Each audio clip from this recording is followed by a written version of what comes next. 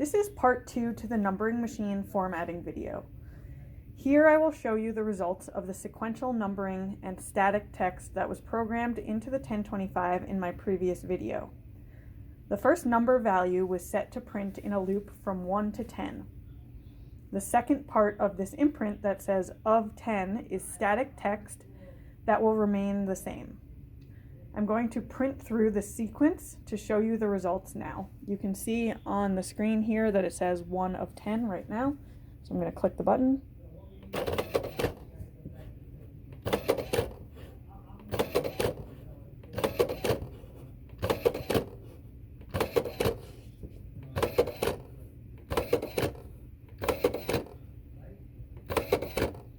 And then back to 1.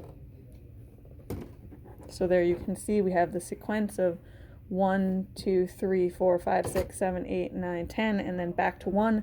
That number is going to continuously loop until you change it.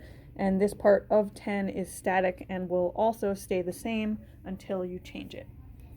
This is Stephanie Meir from Automated Marking. I hope you found this video helpful. If you have any questions, please contact us. We look forward to assisting you with your marking and coding projects.